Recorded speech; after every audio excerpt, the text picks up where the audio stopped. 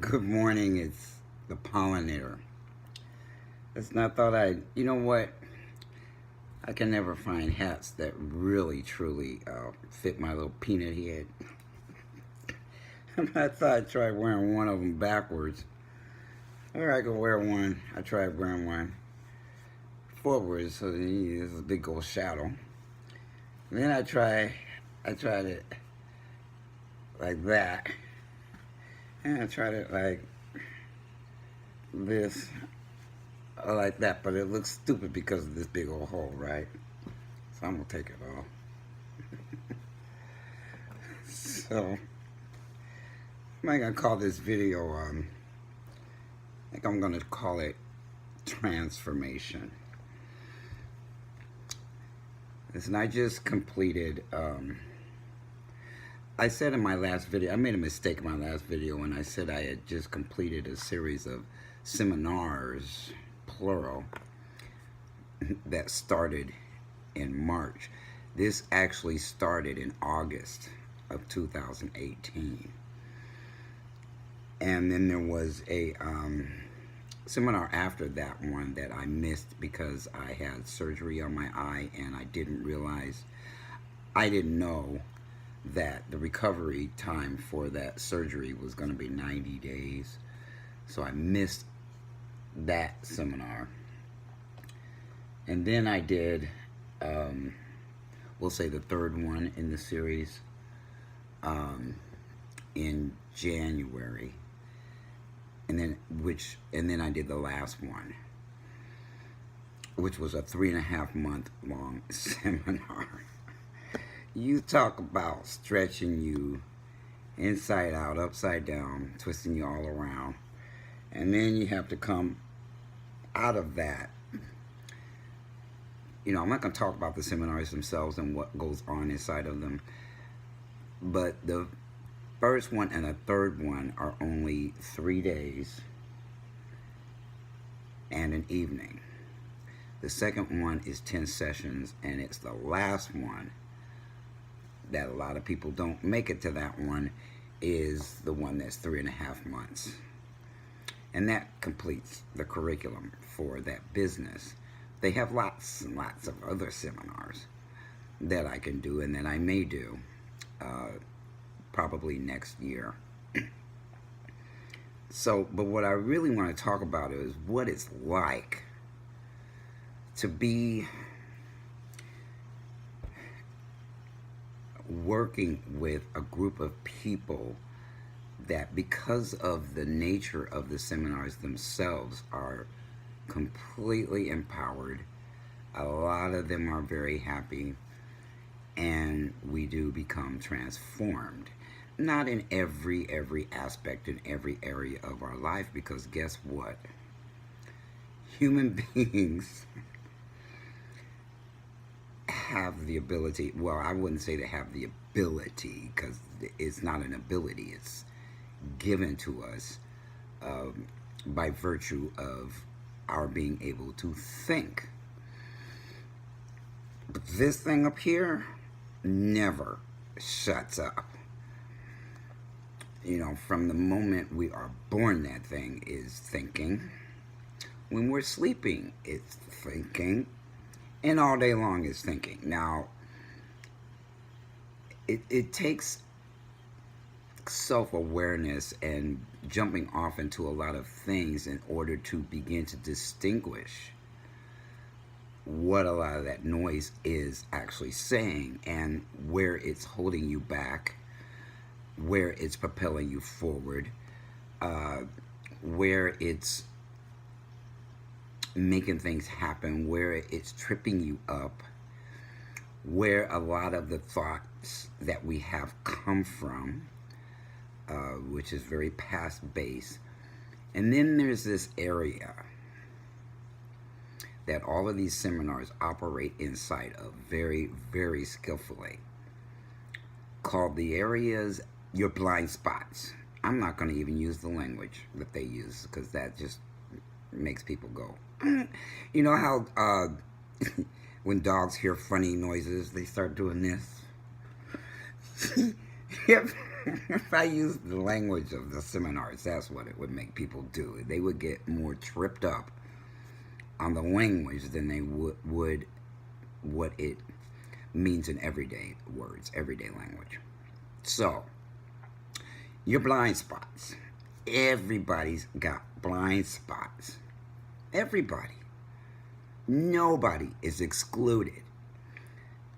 Now, the mastery in life comes when you can actually uncover some of those blind spots. And that is what the nature of these seminars does.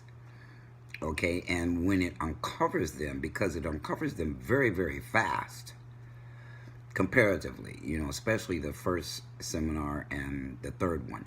The second one is designed to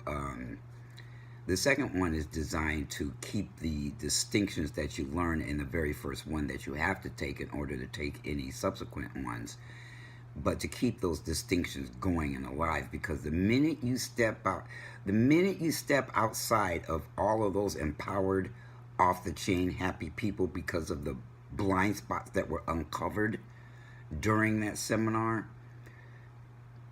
you get faced with a gazillion people in your life who have no idea what happened. They see something as a little different, but they don't know what it is. It could actually be annoying to them that they see differences in you, and some of them just don't even see anything. They just, because they are so in their own heads, in their own lives, in their own minds, that they don't even freaking see that anything happened to you. They might see a little bit excitement, they might see stuff like that, but it's kind of like good for you type of a thing that they don't know. Good for you, but not as in that rubs off on them, because it does not. In order for this stuff to rub off on anybody, they actually have to do the seminars. It's not a matter of any of us being able to teach anybody the distinctions learned out of those seminars, because we can't. Not unless we're trained the way the people who actually caused this all to happen are trained. And I'm hearing it's taking a shorter and shorter amount of time to be trained to stand in the place of possibility for a shitload of people you don't know. But back when I first started doing this work, I thought having the TV on wouldn't cause shadows, but it is, so I'm going to turn it off. Where was I? Back when I first started taking these series of seminars, I was told it took approximately 7 years to be trained to put on this particular series of seminars, okay? And when I looked at that, I was like, okay, that's even longer than doctors have to train to do what they do. It's somewhere in the same neighborhood, 7 to 10 years, right? Of training and turning yourself inside out and upside down in order for you to be able to cause that in other people, no matter who they are, no matter where they are. This is a worldwide business, and so they conduct this thing in different languages, in different countries, all over the world. Now, in different spots around the world, not in every country, in every city, nothing like that. Just, they'll swoop into Turkey or the UK or I think someplace in Asia. I'm not sure in South America. They are in Africa, in some of the countries, one or a few of the countries in Africa, India. I mean, they do it all over the place. And in the United States, you'd have to actually travel to one of the centers. Depending on where you live, the center may be right in your city. When I was doing it, it was right in the city, right in the area I lived in. So I just had to go to one of the suburbs of the Bay Area. Did I have to go to San Francisco? No. I think it was in Santa Clara. But anyway, So I didn't have to go very far to do it. And but there were people that have been coming in and out of this series of seminars in this area that have been coming in from all over the world. I mean, we had somebody in our last session, I think, was there from San Francisco. Had a lot of people coming up from Florida. We had one woman who drove from North Carolina to Georgia every week, almost every week. If we didn't have a class, we had a work day on a weekend, one day on a Saturday on the weekend, and she drove the entire 3.5 months. She drove. Now you gotta ask yourself, are they driving and are they going to those lengths because they're not getting something out of it? They're getting their life out of it. I got my life out of it. I got a life that I loved when I did this work back in the 1990s. I mean, I love what I did. I did what I loved. I was unstoppable. Now, and I'm not saying that it was just in business, because it wasn't. It wasn't just in my corporate life that I became unstoppable. It was in every area of my life. And that carried over for all of the years I hadn't done that work, which was about 24 years. It just popped me out of a box. I didn't stop with just the curriculum. I went on to become a public speaker for leading introductions for that business. And that is the training that took my box and made it a great big box. And I was just totally, fully self-expressed. Now, people, when they hear words like this and phrases like this, and they tend to, some of them tend to get spooked and think, nah, I like my current way of being, even if they're deader than shit, their emotions are dead, their self-expression is dead, and they only jump outside in a very small area of their life, and they can't possibly imagine what it would be like, how great, no, they don't think it's great, but how great it would be if they jump clean out of the box, that they already know they're in that box. That box is comfortable, they've got it navigated, it's all under control, blase, blase. But see, the thing about this is it doesn't put you outside of your area of control. It just makes your box just much bigger, your life much bigger. What you stand for in life is much bigger. Who you stand for in life is much bigger. I mean, had it not been for the stuff that I have done in my life, including this seminar, I've done other things that were outside of this stuff. But this just put the icing on the cake and caused me to have a life that I loved without a college education. Okay? By the end of my career, I was making 6 figures without a degree. And a lot of people that know me, know my past, have known me my entire life, probably attribute that to the life I got to live when I was growing up. But it wasn't that. It wasn't that. It was the fact that, because, man, right when I was starting to become an adult, I did one of these, get kicked out of the tree and fall straight onto my head. I still didn't know shit from Shinola. It doesn't matter how much money you make or how much money you live inside of, how poor you are, how rich you are, how in between you are. Money doesn't buy you adulthood and maturity or experience or any of that stuff that you need in order to live a full and joyful life. money won't buy that. It can, yeah, money won't buy that. So I beelined it towards things that would stretch me and grow me and make me think and make me look at myself and not just recreate myself is what I did.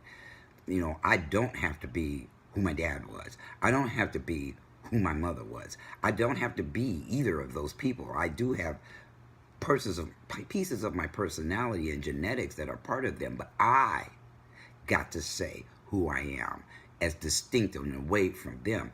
I recreated my entire adulthood from going back and looking at my past and recreating all of that too, with a different story than I had when I began to grow up, which was full of, can I be frank? Bitterness and anger and fuck yous. And I was so uptight, and I couldn't relax. I couldn't do anything but have this dogged determination to go somewhere. Now, where, I didn't know. I just, things happened. God put certain people in my life, told me to go this way, and so I went that way. And then I got clean and sober and went that way. And then I jumped off into a whole bunch of stuff and went that way.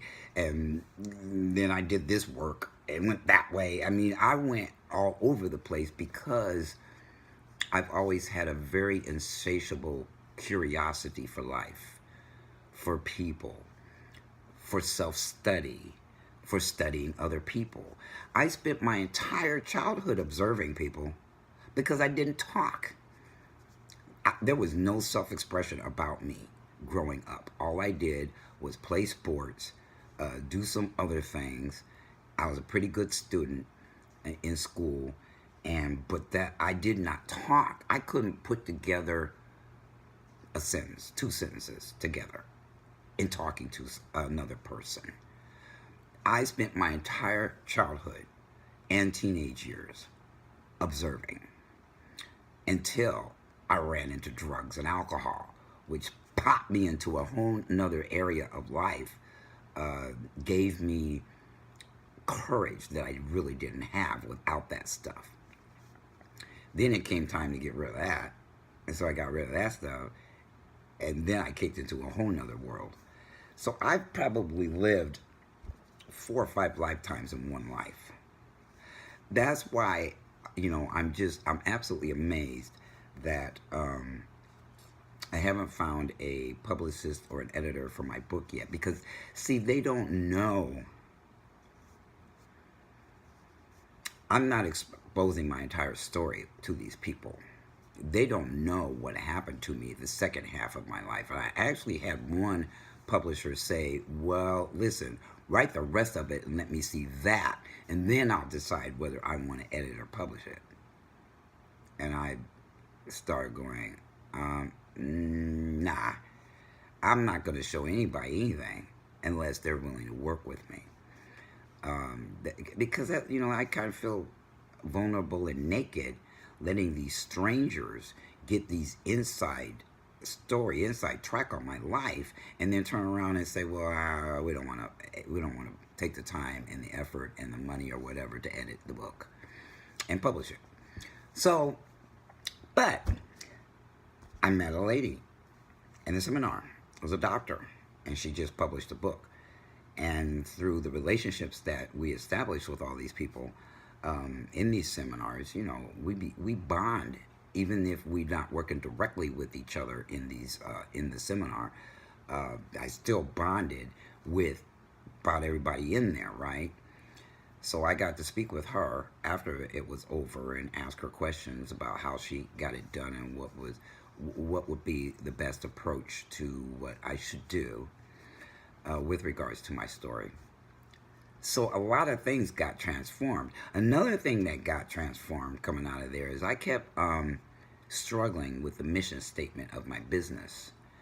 And I wasn't even I wasn't in a classroom, I wasn't in a work day, I wasn't in anything like that. I was actually helping out around the center and got to sit with people that were doing this third seminar. I have no idea how it happened. It happens just like everything else around there happens. Just boom, a light bulb comes on. And I left, I came home. Actually, I went out to eat, then I came home, and then boom. I think while I was out to eat, the mission statement just was just there. It's like, and I have been struggling with it for months. And all it took was hanging around there for a few hours one night. And it happened. It was just there. And I wrote it up real quick so I didn't forget what popped in my head. But if you can imagine taking your past, everything, well, not everything, let's say some major things that happened in your life, taking those things that happened to you and just disappearing, the effects that it had on you then and the effects that it has on you now. Imagine just wiping that out and all you have is an empty canvas to paint whatever you want on it, called your future, called your now, called your future. Your future is really coming from the now. It doesn't have to come from the past. And that's where most people are tripped up in life and stuck, and great people could become even greater if they had that done to major pieces of their life.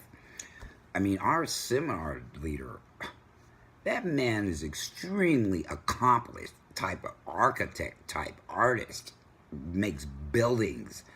I mean, the dude has it going on. He had the perfect relationship, or so he thought.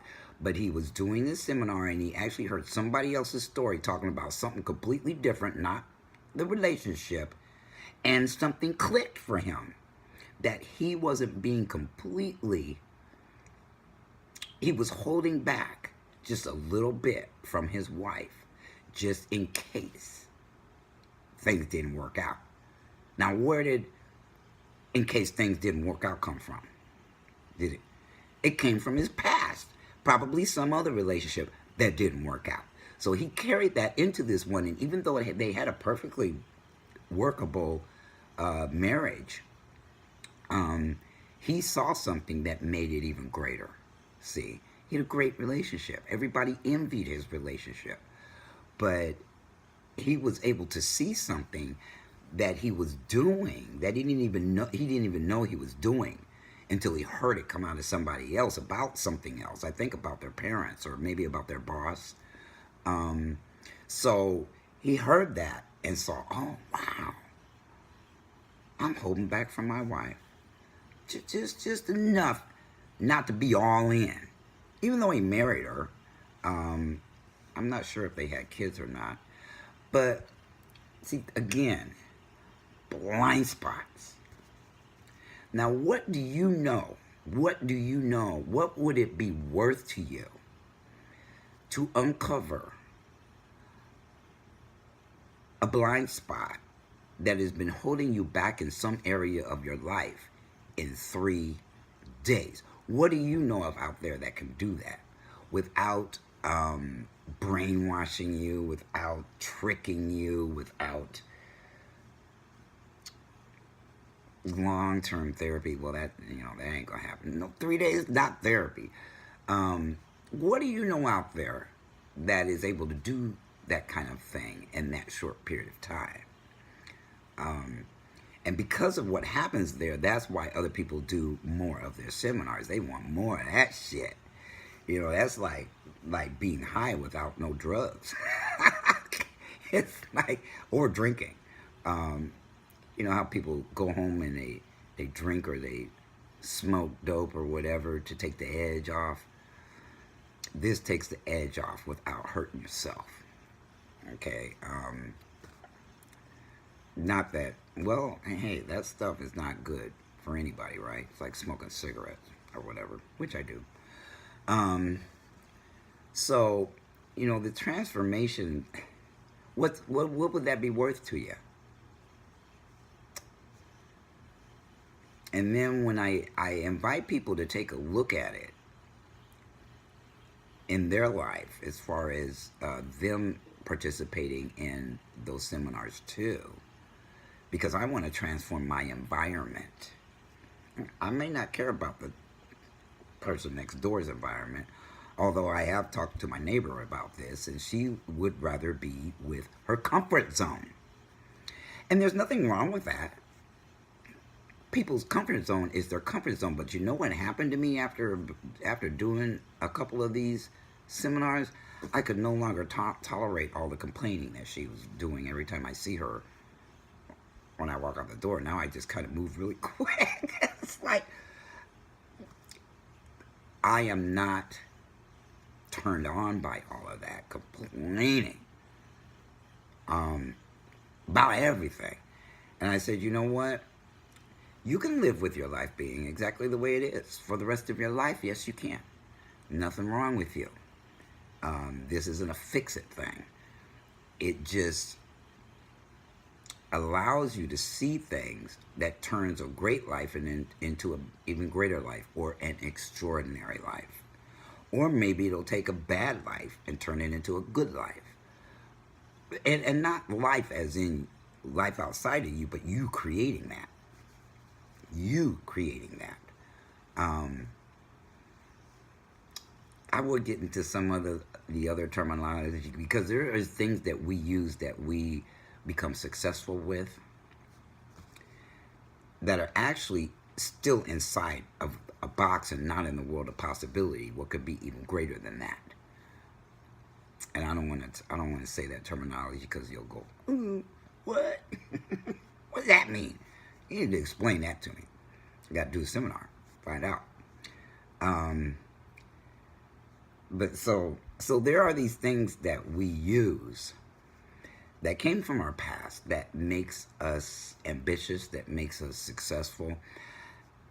Look, I was doing that thing with doctors and lawyers and architects and artists and activists and advocates and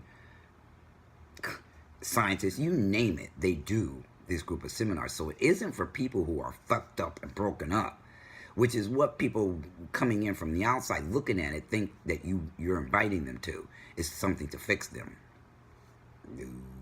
No. They ain't gonna fix shit. You're fine exactly how you are. But what would life be like if you were able to reach to a plateau that you don't even know exists within yourself? You don't even know it's there. You don't even see it. I will tell you this. There's things that you know how to do. There's things you know. There's lots of things you know how to do. And then there's a lot of things you know that you don't know how to do. You know that you don't know how to do them. Some people can't swim, don't know how to swim. Some people don't know how to fly a plane. Some people don't know how to operate on people. But it all exists in the area of, okay, I know I don't know that, and I can go out and learn that. Okay, I can go out and self-teach myself, go to school, get a degree, blah, blah, blah, and then learn that stuff, right? These series of seminars acts on what you don't know, that you don't even know you don't know it. That's why it's very difficult to invite my environment into this, because they don't know what they're missing. They just have no idea. They can't see it. They might not even see it if they come to an introduction. They might not see it, because it's a blind spot. They literally can't freaking see it until they see it in somebody else, or if they see it directly working with somebody. I had the hugest breakthrough of my freaking life during the first one that I returned to in August of last year. Absolutely freaking, it was so incredible that it caused a breakthrough for most everybody in that room, and they still remember that. Sometimes I forget that happened, and then I'll bump into somebody that says, you know what, I was in your forum, and what happened there was very fucking powerful. You moved the entire room. And I was like, you was there? I didn't get to know all those people. There was 130 something people in that first one. for me. And I don't remember everybody that was there, but they remember what happened to me because I was engaged with the guy that one of the leaders of knows how to lead those seminars. I was engaged with him for a good 15 minutes.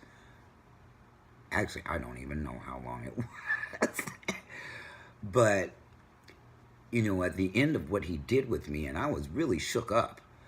And at the end of what happened, he jumped on. Now, he knew my background. He knew I had done that work before. So this kind of thing is going to happen. What happened to me is not going to happen to everybody because he knew that I was coachable enough for him to pull me halfway down the aisle and have me turn around and look at everybody that was in that room. Now, that would only happen with somebody who's done that work before. He was skilled enough to see that that's what needed to happen for me to have a breakthrough in being with people. Not that I didn't know how to be with people before. I just know how to be with people in a bigger way now. Because I literally had a piece that I was holding back with people. I'm a people person. I am an extrovert. I do have an introverted side, but he doesn't get expressed that much. I'm outrageous everywhere I go. And that was from doing this stuff before. Now I'm even worse. I mean, I'm worse and better. Better worse. And I can be with people in a different way. I can be in this country with all the bullshit going on here and relate to it in a different way. Yeah, this kind of took the edge off of how I was feeling about everything that keeps going on here. Black transgender women keep getting murdered in the South by crazy ass black people. Crazy ass white people. Actually, it doesn't even matter. Half the time they're not investigating them or their murders because they're black. Now let that same number of people be white in this country, transgender women get murdered like that year after year after year, and it would be a whole different ball game in the media and the police department as far as these investigators are concerned. You never hear them that they caught the person who killed them because they don't, frankly, they don't fucking care that they died. Same ordeal with black people, whether you're transgender or cisgender. The same fucking thing is going on. It's just the spotlight gets shown on it, you know, in various times, and people are able to see that, oh, shit, yeah, there is a problem in that area. You know, not only are we dealing with being black, for people who think we chose this, I wouldn't choose this for $2 billion. I wouldn't choose this. I would much have rather been born in the right body than to have to go through all the changes I got to go through to make things the way my mind has had it since I was born. You know, it's no longer a mental illness, but people are still treating us like there's something wrong with us. They're still getting our pronouns wrong. They're still saying, well, you were born this way, so you have to be, you got to be the biology you was born as. We're human beings. We are able to get outside in an area in our minds that no other animal on the planet can do. And so who is anybody to say what does or does not go on in our brain, normal, abnormal, or whatever? Who's playing God out there? Who is saying they're the ultimate in what is acceptable and what isn't? It's that person. Love to drag their asses to a seminar like this and watch and see what happens to them. You know, all the Farrakhan's and the Muslims that are taking off on us, and crazy ass black people who, you know, these are my brothers and sisters. I love them, but they hate me. They're hating on us because we're transgender or LGBTQ, whatever. They're hating on that. And because, excuse me, I'll just have to say it, because of religion and the twists that people have put on their religions, they are judging others they would no more go out there and research what's really going on than the man on the moon. They're much more comfortable with their hating belief systems, or their non-accepting belief systems, than they are to care to do anything about that. So we've got a real big problem with society on the whole, and then we've got a real big problem inside of our community. Then we break that up into being LGBTQ, whatever. We've got an issue in that community, because that is a white-run community. It's not black-run. You know, they just let us be a part of it because we get kicked out of our community. So people look for people to be with, unless you want to live like a hermit. And they look for a community to latch on to. That's the only one that's available for people who are, young, and they're starting out, and they're, trying to understand themselves, trying to cope with life and growing up and making a living and blah, blah, blah, blah, blah. So they navigate to the LGBTQ, which is white run. And they're not trying to help the black transgender women that are getting murdered. They may have a sound bite here and there about it, but they're not throwing any resources that way. And they're certainly not calling their police department. They're not calling their mayor. There's no outrage. But like I said, let that same crap, the same crap that happens to us, start happening to a whole bunch of white people. There'll be outrage. See, like the Vietnam War. The civil rights movement in the Vietnam War was going on at the same time. And so the white people were upset about the Vietnam War, which was going on at the same time as civil rights. And some of them happened to jump on the civil rights bandwagon at the same time they were protesting the Vietnam War. But it was that fire and it was those resources that got things changed. Then they killed all our leaders, of course, because, oh my God, we wanted things to change, but we didn't want things to change that much for them. They killed all our leaders. And I recently read about, was reading again. I've read so many different stories and takes on Black Wall Street in Tulsa, Oklahoma, where we were doing very, very, very well. And they decided to start some shit over a white woman in an elevator who yelled rape because some guy brushed up against her. And they killed Black Wall Street. They were already looking for an excuse to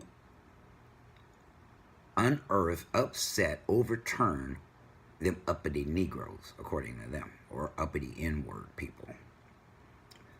So that started that, and they were dropping bombs. They killed a lot of people. They don't even know what the numbers really were, the toll really was, but they wiped out the only real progression we've ever had in this country. Started down there. Now, and they'll let us squeak by if we're in the entertainment industry only. You outside of that industry, they ain't let you squeak by shit. They're scared of you. So they're scared of people like me because I'm not in the industry. I'm not trying to entertain nobody. I am trying to empower people, which is scary to them. So they do everything they can to disrupt my ass, especially because I have to use social media to do it, to reach a large group of people from all over the world. And they know this. So, they set out to fuck with me all the time, trying to discourage me, to stop me from doing what I do. So I started spreading myself out beyond that platform. But it's not as successful as it can be because people are addicted to it, which is what it was designed to do. And people aren't paying any attention to that addiction they have to that platform, which makes it the most powerful in the world. So trying to get them to go elsewhere and hang out a little bit is like pulling teeth. They don't want to miss out on anything. They don't want to miss out on any drama, but they also don't want to miss out on the information that goes on around there. They control the dissemination of information. So, even when it comes to black media outlets, they are always messing with their accounts too. There's only one that they don't consistently mess with because I don't know why, they let that man squeak through, and I'm not even going to say his name because then they'll see this video and try to go after him. But there's really only one that they don't screw with all the time. Although they do mess with the quality of the videos over there, because once he uploads them to YouTube, you don't see all those interruptions that happens on that other platform. But see, even right now, people don't know how I feel inside about all that stuff is different than I felt about all that stuff 3.5 months ago. That I'm not as fiery angry about it. I'm looking at it. I'm still critically thinking about it. But it isn't making me sick. Like, sick inside to the point where I'm feeling no hope. And, you know, what's the use? And there's a lot of people running around like that. You know, fuck voting. What's that going to do? Ain't going to do shit. You know what? Like him or not, hate him or not, our votes got Obama elected. Dummies. Our vote does matter. And for everybody that says, I ain't going to vote in 2020, you're stupid. You're a fool. You're a fool. Okay? Our votes do count. And do you really want to see 4 more years of 45 so you can complain about it or try to ignore it? Try to go into denial that politics isn't in every aspect and every area of your life? It is. How many of you got babies in prison? How many of you got all sorts of shit going on in your life and you think politics doesn't have anything? The law is made by them. So if the laws are treating you unfairly and the stuff that's happening to you and your loved ones is unfair, then guess where it came from? Politics and the people you're electing in your local government. And then it springs up from there. So you can be politically immature if you want to. But that's what it is. It isn't anything but ignorance. And you saying your vote doesn't matter is like saying it's okay that that asshole gets to serve for another 4 years. That's what you're saying when you think people dying for your right to vote doesn't matter. I take that shit seriously because I seen it. I was alive when it was happening. So I have a different attitude when it comes to voting. Whether somebody fucks with my vote or not, I'm still going to do it. Because so many of us died for our right to do it. And they're going to do it again. Folks, something's coming. I don't know what it is, but something's coming. People are starting to turn a corner on how things are being run in this world. Then you got a lot of people who want to keep it the way it is. And it's gonna be a big ass clash between people that are sick and tired of it and people who want America to be white again. White and right and not great. Not what 45 is up to. Anybody who thinks that is just ignorant. That's what he's doing. That is not what he's doing. He's making it white again, which is what the allure is for them to vote for that sucker. They know he's a pussy-grabbing, misogynistic, narcissistic. He's all sorts of things, and the only reason why they vote for him is because of the bullshit they choose to believe about what he's doing, which is all about white people. And they're scared in this country. And the ones that are silent, they're scared too. Ain't telling anybody who they're voting for. You know, you could be, your friend could be somebody who is scared and they're going to vote for him, but they're not going to tell you if you can't stand him. So there's a whole lot of that stuff going on, and I'm just sitting here watching it with a mild hysteria and interest in what's going on here, because I got a plan. You know, I've got a purpose, and I know how to implement that better than I ever have. And it's as a result of the seminars that I've done. It's a result of the work that I've done all of my life. My ability to shift and move and change and grow. is the key to happiness. It's the key to being happier. You could be a happy person and you could be happier. Imagine that. Oh man. So at some point, maybe in the description or something, I'll actually shoot a link for people who I don't even want to have a conversation with you about it, but people who see enough of this to say, I'm going to go check it out and go do it. I won't even have to talk to you. You just go follow the link, go register yourself, and you can tell me about it later after you've done it and have the breakthroughs of your life and see all sorts of blind spots you never even knew was there. Then you can tell me later that happened. That will be great. So I'm gonna tune out for the weekend. I promised somebody I would make a video, but like I said, it takes me a minute to get my footing once I'm back out here with a bunch of untransformed people that are saying they don't give two shits that I had transformation. You know, I would have to be the cause in the matter of something happening between them and myself and them. I'd have to zero in on them and somehow stand in the possibility that this can happen for them too. But I have to have everything to do with that. I don't care if it happens for everybody on the planet. I really don't. But it's more like each one teach one. You know, if I touch somebody, they can touch somebody else and pay it forward. And that's what I have been doing most of my adulthood, is paying forward all of the blessings and all of the gifts that have been given to me throughout most of my life. Has been paying it forward without giving you no money. Now, some people out there I have given money, and you know what? They're the ones that have to live with the karma of taking advantage of that. But I don't. I've never burned anybody. And that's just how I am. I'm a giver, not a taker. So everybody have a wonderful weekend. And the pollinator is out.